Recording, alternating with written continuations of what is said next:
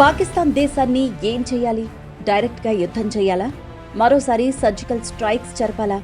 పీఓకేను వశపరుచుకోవాలా? Balochistan వేర్పాటువాదానికి support చేయాలా? ఇలా మన దేశం ముందు బోలెడన్ని ఆప్షన్స్ ఉన్నాయి. మోదీ సర్కార్ మాత్రం తొలి నిర్ణయంగా సింధు జలాల ఒప్పందానికే మొగ్గు చూపారు. అంటే అదెంతటి కీలక నిర్ణయమో అర్థం చేసుకోవచ్చు. ఆ ఒప్పందం నుంచి వైదొలికితే పాకిస్తాన్ ఎడారిలా మారుతుంది. పాకీళ్లు గుక్కెడు నీటి కోసం అల్లాడుతుంటారు. ఇలాంటి చాలానే విశ్లేషణలు జరుగుతున్నాయి. అందుకే ప్రధాని మోదీ గురి చూసి పాకిస్తాన్ మీద పేదరికం అనే ఆయుధాన్ని సంధించినట్టు తెలుస్తోంది. సర్జికల్ స్ట్రైక్స్ చేస్తే ఏం జరుగుతుంది? ఓ 100 మందిని లేపేయచ్చు, మన ఇమేజ్ పెరగచ్చు. గతంలో పీఓకేలో సర్జికల్ దాడులు చేశాం, మళ్లీ ఉగ్రవాదులు పుట్టుకొచ్చారు. ఇప్పుడు ఇలా పెహల్గాం దాడులకు తెగబడ్డారు. అంటే సర్జికల్ స్ట్రైక్స్తో తాత్కాలిక ఊరట మాత్రమే తెలుస్తోంది. లేదంటే డైరెక్ట్గా యుద్ధమే చేస్తే ఎలా ఉంటుంది? అది సాధ్యం కాకపోవచ్చు అంటున్నారు. ఎందుకంటే రెండు అణ్వాయుధ దేశాలే. యుద్ధమంటూ జరిగితే ఇరువైపులా భారీ నష్టమే. పాకిస్తాన్ ఆల్రెడీ సర్వనాశనమైంది. యుద్ధంతో మనకే ఎక్కువ డ్యామేజ్. అందుకే పాక్ ఆర్థిక మూలాలను దెబ్బకొట్టాలనేది మోదీ స్కెచ్. పాకిస్తాన్ను పేద దేశంలో మార్చి అడుక్కు తినేలా చేస్తేనే కానీ ఉగ్రవాదాన్ని వదిలేసి బతుకు జీవుడా అని బుద్ధిగా ఉండదని భావిస్తున్నారు. ఈ సందర్భంగా పాకిస్తాన్ పరిస్థితిని ఆఫ్ఘాన్తో పోల్చుకుంటున్నారు. భవిష్యత్తులో పాక్కు కూడా ఆఫ్ఘాన్కు పట్టినగతే పడుతుందని అంచనాలు వేస్తున్నారు. ఆఫ్ఘాన్లో ఏం జరిగింది అనే విషయానికొస్తే, ఆఫ్ఘనిస్తాన్ ఒకప్పుడు వాణిజ్య కేంద్రంగా ఉండేది. కానీ ఇప్పుడు ప్రపంచంలో అతి పేద దేశాల్లో ఒకటిగా మిగిలింది. దశాబ్దాల తరబడి యుద్ధాలు, దేశంలో అస్థిరత, విదేశీ జోక్యాలతో ఆ దేశం ఆగమాగమైంది. 1979లో అప్పటి సోవియట్ యూనియన్, ఇప్పుడు రష్యాతో ఆఫ్ఘాన్ యుద్ధం చేసింది. దాదాపు 10 ఏళ్ల పాటు యుద్ధం జరుగుతూనే ఉంది. లక్షలాది మంది చనిపోయారు. వేలాది గ్రామాలు నాశనమయ్యాయి. వ్యవసాయం కుప్పకూలింది. ఆర్థిక వ్యవస్థ చితికిపోయింది. యుద్ధం ముగిశాక ఇక కోలుకుందాం అనుకుంటుండగా ఆఫ్ఘాన్పై అమెరికా విరుచుకుపడింది. ఆల్ ఖైదా అంతు చూస్తామంటూ, తాలిబాన్ల పని పడతామంటూ ఆఫ్ఘాన్ అంతు చూసింది అగ్రరాజ్యం. 2021 వరకు యుఎస్ సైన్యం చెప్పు చేతల్లోనే మగ్గింది. ఇలా అమెరికా సైన్యాలు వెళ్లిపోగానే అలా తాలిబాన్లు గన్నులతో ప్రత్యక్షమయ్యారు. దేశం మతోన్మాదుల ఉక్కు పిడికిల్లో ఇంకా నలిగిపోతోంది. ఆఫ్ఘాన్ పౌరులకు సరైన చదువు లేదు, ఉపాధి లేదు, అభివృద్ధి జాడే లేదు. కటిక పేదరికం అనుభవిస్తోంది ఆఫ్ఘాన్. ఆ దేశం చేసిన తప్పల్లా ఉగ్రవాదానికి ఊతమివ్వడమే, తాలిబాన్లను, టెర్రరిస్టులను పెంచి పోషించడమే. పాకిస్తాన్ సైతం అదే పనిచేస్తోంది. అందుకే పాక్ ఫ్యూచర్ను ఊహిస్తే మరో ఆఫ్ఘనిస్తాన్ కనిపిస్తోందని అంటున్నారు. సుమారు 2.2 కోట్ల మంది ఆఫ్ఘన్లు ఆకలితో అలమటిస్తున్నాయని లెక్కలు చెప్తున్నాయి. తాలిబాన్ ప్రభుత్వం రైతులతో బలవంతంగా మత్తు పదార్థాలు పండిస్తోంది. ఓపీఎం పండిస్తూ ఆ డ్రగ్ను మాఫియాకు అమ్మేస్తూ అక్కడి ప్రభుత్వం డబ్బులు పోగేసుకుంటోంది.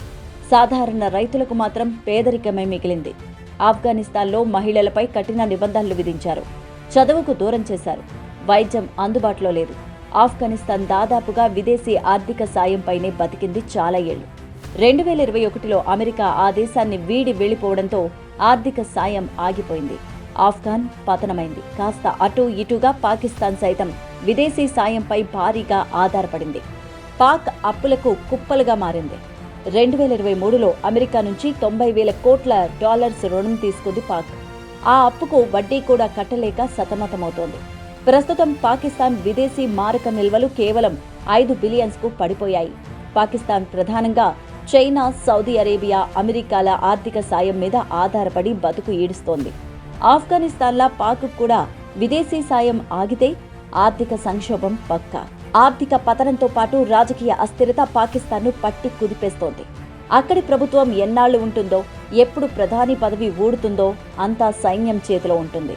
ప్రజలచే ఎన్నికైన ప్రభుత్వం పాక్ సైన్యం చేతిలో కీలుబొమ్మ లాంటిదే మాత్రమే.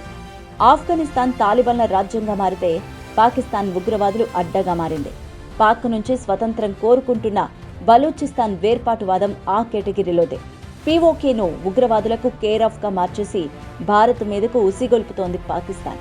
ఆఫ్ఘాన్ చేసినట్టే చేస్తే పాక్కు సైతం అదే గతి పడుతుందని అంటున్నారు. ఇప్పటికే ఆ దేశాన్ని భారీ వరదలు, ఎండలు, పంటలను నాశనం చేస్తున్నాయి. ఆహార భద్రత ప్రమాదంలో పడింది. ఇక భారత్ సింధు జలాల విషయంలో చెక్ పెడితే పాక్ పని గోవింద. ఆ దేశాన్ని అల్లా కూడా కాపాడలేడు అంటూ కామెంట్స్ వినిపిస్తున్నాయి. అయితే ఇంత అధ్వానమైన దుస్థితిలో కూడా పాక్కు ఒకే ఒక ఆశాకిరణం, చైనా. ఏం జరిగినా చైనా తమను కాపాడుతుందనే పిచ్చి నమ్మకంతో ఉందా దేశం. చైనా పాకిస్తాన్ ఆర్థిక కారిడార్ పెట్టుబడులు చూసి డ్రాగన్ కంట్రీతో దోస్తానా సో బెటర్ అనుకుంటోంది. కానీ ప్రస్తుతం చైనా పరిస్థితి అసలేం బాలేదు. కరోనా దెబ్బకు, ట్రంప్ ఆంక్షలకు దెబ్బ మీద దెబ్బ తగులుతోంది. చైనా ఉనికి ప్రశ్నార్థకంలో పడుతుంటే ఇక డ్రాగన్ కంట్రీ పాకిస్తాన్కు ఏం సాయం చేస్తుంది అంటున్నారు. జిత్తులు మారి చైనాకు పాకిస్తాన్ మీద ఉండేది ప్రేమ కాదని, అది కేవలం ఇండియాపై కోపంతోనే పాక్కు దగ్గరవుతోందనే లాజిక్ను గుర్తు చేస్తున్నారు. ఇండియా, పాకిస్తాన్ పొరుగునే ఉండే ఈ రెండు దేశాల్లో ఎంత తేడా ఉంది. మనమేమో విద్య, ఉపాధి, పరిశ్రమలు, సాంకేతిక రంగం, ఆర్థిక వ్యవస్థలపై ఫోకస్ పెడితే పాక్ మాత్రం ఉగ్రవాదం వెంట పరిగెడుతూ సర్వనాశనమవుతోంది. సైనిక బలం విషయంలో ఇండియాతో పోటీ పడుతూ బడ్జెట్లో అధిక భాగం అందుకే ఖర్చు చేస్తోంది. పులిలాంటి భారత్ను చూసి వాతలు పెట్టుకుంటోంది నక్కజిత్తులా పాకిస్తాన్. అందుకు ఫలితం అనుభవించే రోజులు దగ్గరలోనే ఉన్నాయంటున్నారు. ఆఫ్ఘనిస్తాన్కు పట్టిన గతే పాకిస్తాన్కు పడుతుందని విశ్లేషకులు తమ అభిప్రాయాలను వ్యక్తం చేస్తున్నారు.